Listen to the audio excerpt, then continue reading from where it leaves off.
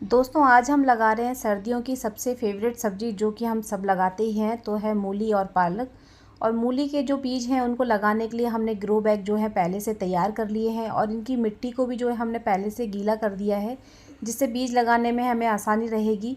दोनों के दोनों ग्रो बैग बिल्कुल तैयार हैं और ये आप देखिए, ये है मेरे हाथ में पालक के बीज, जिसको आप ऑनलाइन परचेज़ कर सकते हैं या नर्सरी से ख़रीद सकते हैं।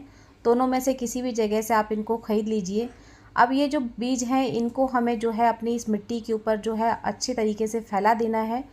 तो ये जो आप देख रहे हैं मेरा बैग जो कि मैंने एक मूली के लिए बनाया हुआ है, ये हमारा आटे का बैग है जिसकी लंबाई काफ़ी अच्छी है, क्योंकि हमें करीब 12 इंच का गमला लेना होता है। और वहीं पालक के लिए जो मैंने ग्रो बैग बनाया है, ये मैंने बोरी से बनाया हुआ है। तो अगर आप जानना चाहते हैं कि बोरी से किस तरीके से ग्रो बैग बनाना चाहिए, तो वो मैं आपको बताऊँगी।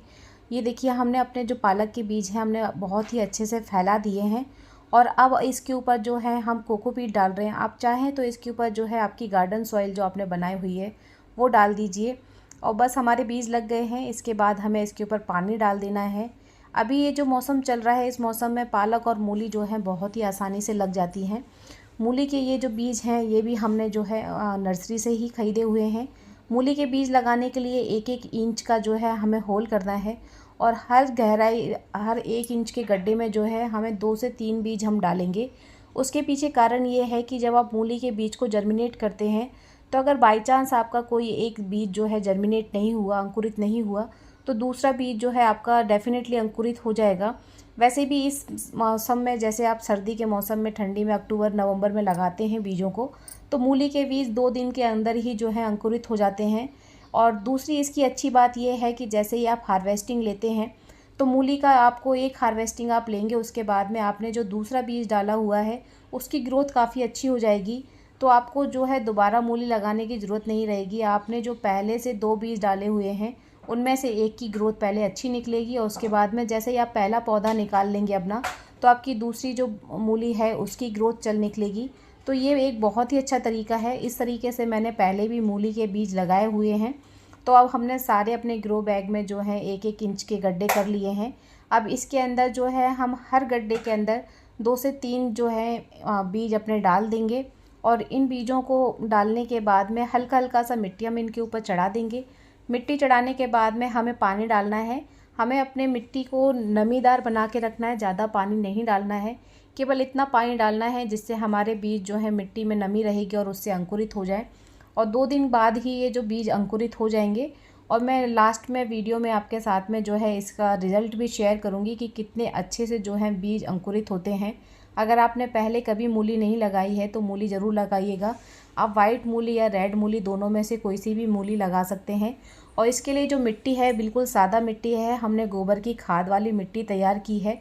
मिट्टी थोड़ी सी पोरस होगी तो हमारी जो मूली है उसको बढ़ने में काफ़ी हेल्प मिलेगी। टाइट मिट्टी नहीं होनी चाहिए, बस इसी बात का हमें ध्यान रखना है। और बस ये देखिए, ये हमारे मूली के बीज लगकर तैयार हो गए हैं। हमने इन सारे गड्ढों को जो है मिट्टी से फिल कर दिया है। इसके बाद मैं जो है थोड़े से खीरे के बीज भी लगाने वाली हूँ, क्योंकि हमने जो अपने खीरे की बेल लगाई हुई थी उसमें हमने जो है फ्रूटिंग अच्छी हो रही है, लेकिन वो थोड़ी बीमारी की वजह से ख़राब हो गया है।